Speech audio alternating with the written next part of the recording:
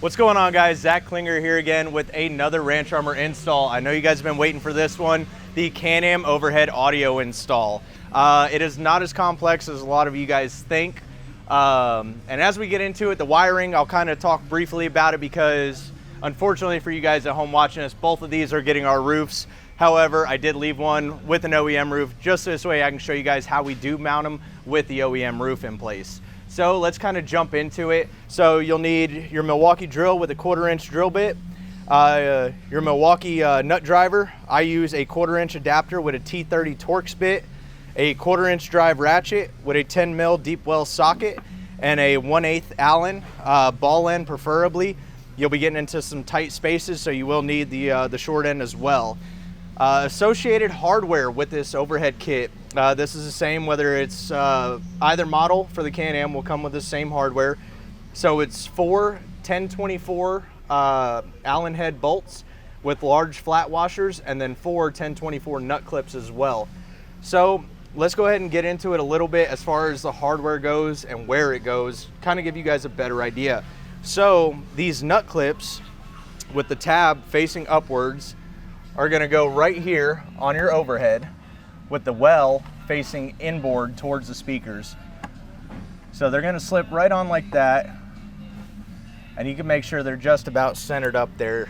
Now there are 4 tabs in total, just the reason why you got 4 clips. So 1, 2, and then 3 and 4 on the opposite side, and you'll just repeat that first step for the remaining 3 tabs. And so here we are in the cab. Obviously, if any of you guys have pulled apart cabs, you could already tell I was kind of partially doing so, but I did reinstall the parts for those of you that are unfamiliar with the disassembly of a Can-Am cab. So obviously we know our overhead's going to go up here. So step 1 is going to be removing this plastic brow piece. Some of you may have a rear view mirror here, some of you may not. I left it off in this case. It is just 2 T30 Torx bolts that hold on that rear view. The remaining bolts are all T30 as well, so you'll have 2 on each side and then 4 in the center. And what you're going to do is go ahead and get those removed so this way we can continue our install. And then, so this is the fun part, right? Everybody likes doing this. We're going to give it the old delete kit because we no longer need that. So for starters, we'll kind of break it down before I really get into actually doing it. We're going to remove this bracket, as well as this bracket. We're going to drill our rivets out on this bus bar that's right here, and we're going to relocate it. Now I'll show you that relocation point here momentarily. The OEM roof situation, right? Everybody's like, oh, how do I do it with the OEM roof? There's those 3 bolts. You don't have to take out those 3 bolts, right? Before we really, like I said, get into it, we're going to pop this bus bar off, kind of get it out of the way, remove our 2 clips back here, kind of get everything out of the way of this main bracket, and then I'm going to show you guys exactly where I put wedges underneath the OEM roof to install and remove these brackets. And like I said, we're just going to relocate everything on the outside of this bracket here. All of this kind of just pulls right off. It's just little clips. The only thing you may run into issues with is this little barbed fitting for your washer fluid, but that just pops right off just like so. And now that we've got everything away from this center bracket, we're going to move outside. I'm going to show you guys exactly where I like to wedge this roof up at. If you do got a windshield, definitely close it for this portion. You're going to need as much room as humanly possible. So this may take 2 people as well though too. It is kind of awkward with the OEM roof. Get one of our roofs. It just makes this so much easier. But let's get into it with the OEM roof. What I like to use to prop the roof up is little blocks of 2x4. A lot of people have them laying around their house. If not, pretty much anything will work, especially if you got a second person. You can always just kind of flare the roof up like that and then have your helper inside working one end of the ratchet while you're outside working the other. So what we're going to go ahead and do is we're going to toss these under. We need to do left, center, and right, or whichever way you're looking at for the orientation. And do not be alarmed, this is not going to mess your roof up, I promise.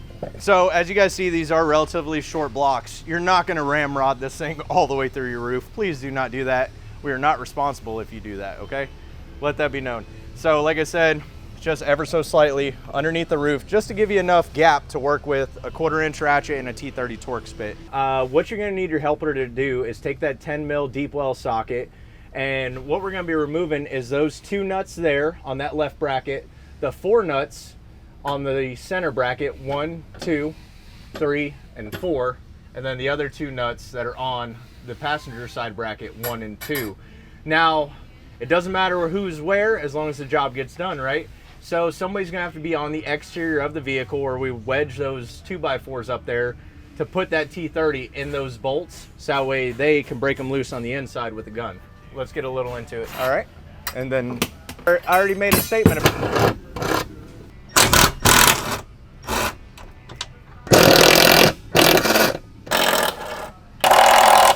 realistically, putting those 2x4s there is just more of a place marker to kind of make it a little bit easier on the outside person. As you guys saw in that video, I am shoving it up even more, but that's just to make my life easier. You do not have to do that if you got a small enough torque spit. So say you went and bought the 90-degree torque spit set or something like that, that would work out just as well, and you wouldn't have to pull the roof up as much. His favorite thing to do, delete kit. All right, so now getting back into the cab after we have successfully, there we go, removed all 3 of those brackets. Now we're gonna go ahead and rehome this bus bar here. So let me grab a paint pen actually, because you're never gonna see this again, but for all instructive purposes, where does the bus bar go? You've gotten this far, and kudos to you. The biggest thing I tell people, and the camera's gonna be able to see it better on this side, is look for the indentions that are in this metal brow. Now you'll see, if you keep watching here, where I like to go is kind of just about center, slightly lower than center. And what I'm gonna do is kind of trace this out and move it away so that way they can kind of get a better idea of where this goes on camera. That's about the outline of where that bus bar needs to get relocated, is right there. This is where the 1/4-inch drill bit's gonna come into play. So the bolts that we removed earlier, remember how I told you to save them? I hope you did. Because we're gonna reuse them for remounting this bus bar. I started coming up with this so this way there's nothing, you don't have to get anything extra or nothing like that. You reuse what you had. Kind of makes life easier on everybody's part. So put this right up here where I showed you guys, and go ahead and punch 1 hole for starters with your 1/4-inch bit. With those bolts and a helper, you can go back to the outside of the vehicle, and like I said, this is much easier with our roof, cough cough, hint hint. Have your helper come in here, and what they're gonna do is place that nut on the bolt that you're about to pass through the hole that you just drilled. Now that you and your helper have gotten the bus bar loosely mounted onto the vehicle, somebody goes outside, somebody goes inside. It's a 2-way thing. That's good. Go ahead. There you go. And that is how we relocate and remount the OEM bus bar for the vehicle. It's best to do this with 2 people, just because of 1, the length, and then 2, you're gonna have to put in these 4 bolts on the exterior of the cab. So if you wanna follow me around, we're gonna get back to the blocking area, essentially. I say blocking, wedging, etc., whatever you wanna call it. So we're gonna go ahead and put our wood blocks back in. You kind of get them in there, so this way you got enough room to work with. Like I said, it's not gonna hurt your OEM roof, you're not gonna damage anything. But if you do, we do got roofs for you. You know, it's a crazy concept, I know. Kind of make sure that both these holes are available for going into. So now that we made sure that our outside 4 holes are accessible, let's go ahead and toss this overhead in. And while we're doing that, I'm gonna go over how to do the wiring. I'm not gonna wire this one specifically because, like I said, this one is getting one of our roofs and it is a little bit different. And I will cover how to do that when I'm explaining all the wiring for the OEM as well as our roof. Getting into the wiring, before you go mounting it up, don't get overzealous, because I highly recommend doing your wiring first. So for the OEM application, your OEM roof, obviously we're not running an aux beam in here or anything like that. This is your plain Jane simple, I just wanted some tunes, right?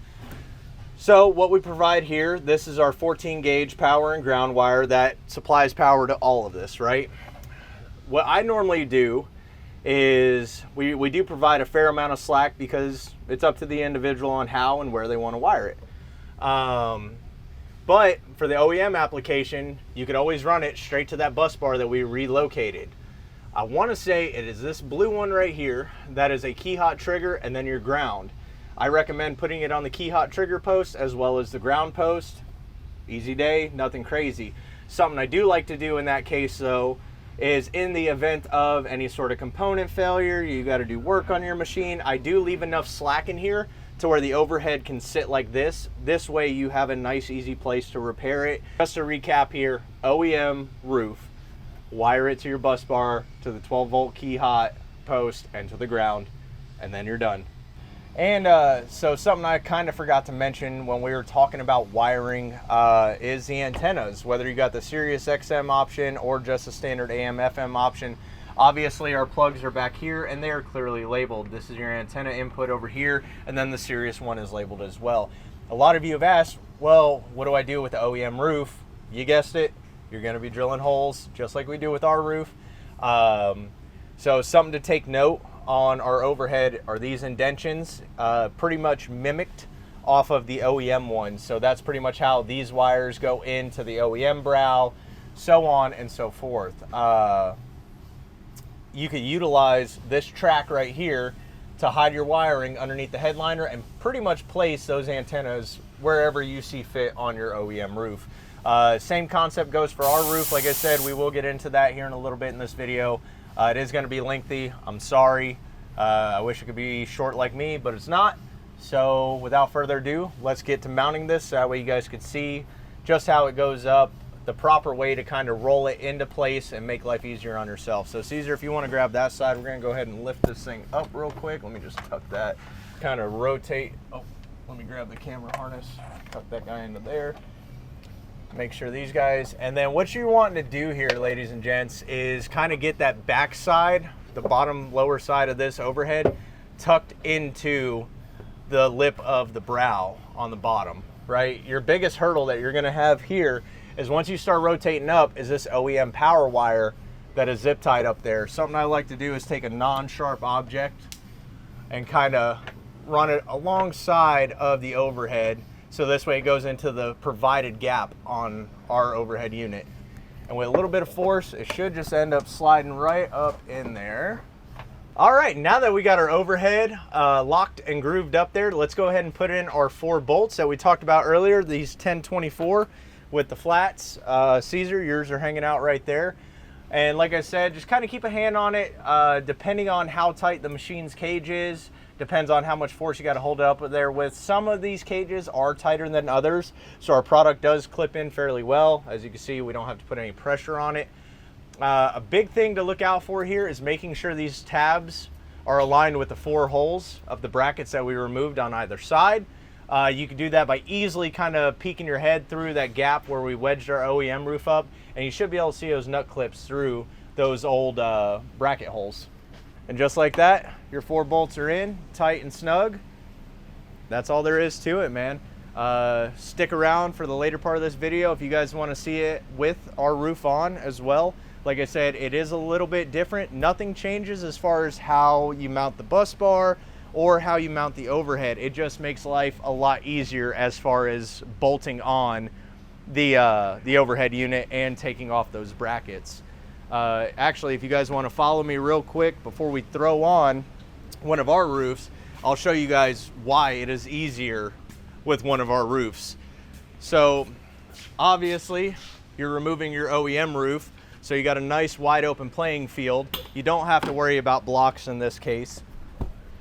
And as you can see up here, all of your Torx bolts that you'd be removing where you would have to block it, kind of fight your plastic roof, all easily open. Easy pickings essentially, man. So you could pop all those bolts out, get rid of your brackets. It does make it easier to re-drill and remount your bus bar up here. And then at that point, all you're waiting to do is put on our roof and then wire it into our roof. As always, like, comment, subscribe, and stay tuned for more install videos. And if there's anything specific you want to see, please let me know. Have a good day.